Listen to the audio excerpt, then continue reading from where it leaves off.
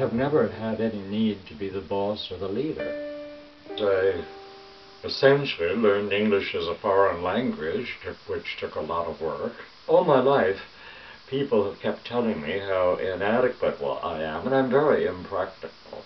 Getting an education was harder for me than most people, so I value the chance to learn more than most people do. It's more of a privilege for me. With my headaches and simpler aches and pains, I had to learn a lot about relaxation, and that was very helpful. Well, I went to work when I was 16, full-time. Then I lived alone. This, for one thing, is a very linguistically lazy country. I am told that few other countries have such a large percentage of people who can only speak their own language. I had a hunger to learn. I wanted to gobble it up. And so to this day, there are always new worlds for me. I know the hardest thing to get across to the younger people sometimes is how much pressure there was put on you to get married during the 40s and 50s. Everyone married. And when the 40 plus started out, we were rather startled because fully half of our members either were married or were divorced. You were at one time married. Yes. Is there anything you'd like to tell us about that? Not really. I didn't marry for conformity's sake, like Harry Hay, for example. I was supposed to help her through a period of emotional problems, then we would save up money. We planned to teach. Both of us loved to teach. In fact, I was acting at that time. I met her at the drama school. And then her troubles were worse than I'd realized, and she ended up committing suicide. She died in 1972, then after that I went to the gay pride thing and we came up with the idea actually of starting a group. I thought it would be a discussion group.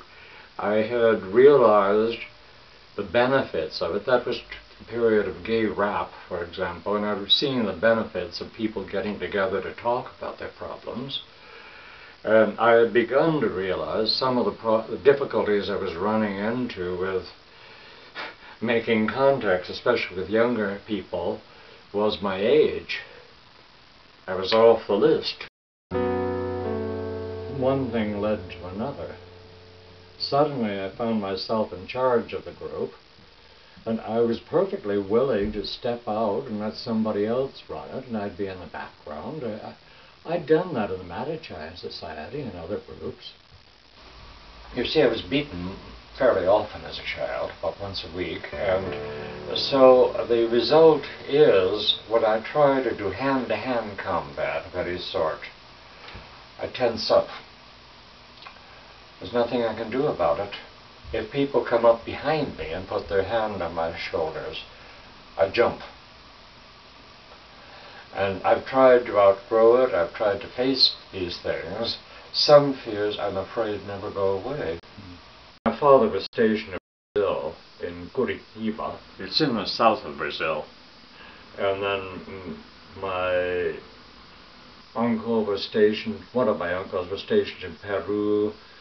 My grandfather and his wife met in the Philippines, that was it.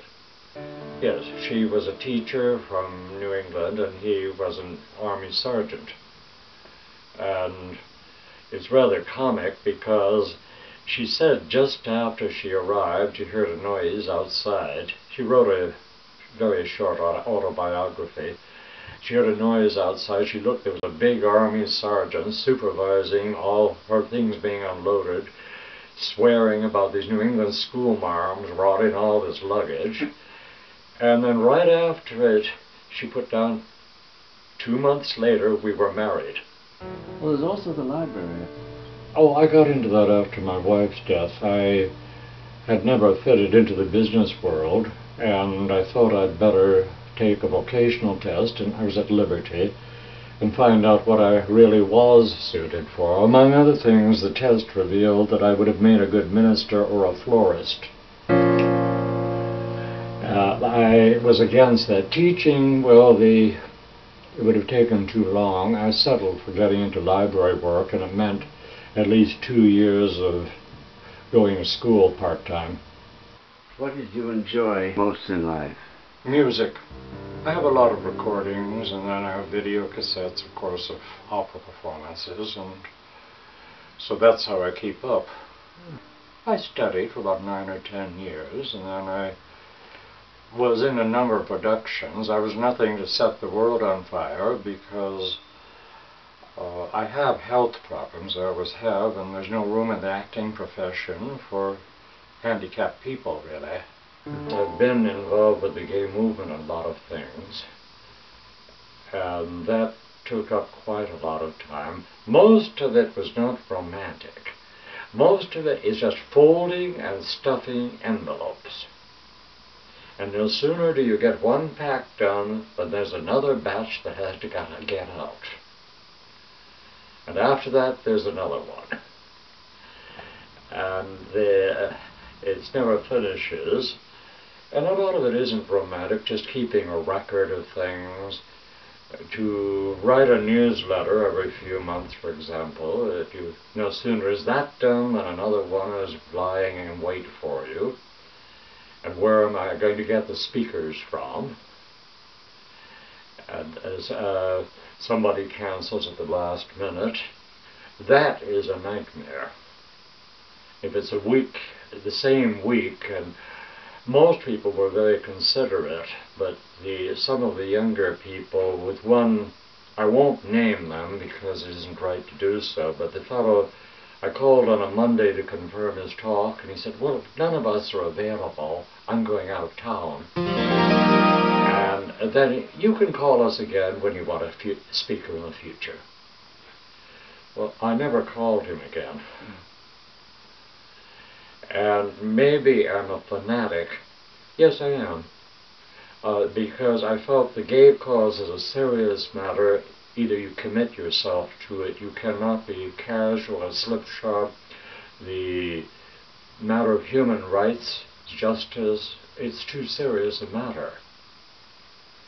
Some things you can say, if you can't do it properly, you shouldn't be in the field. Intimacy is not easy for me.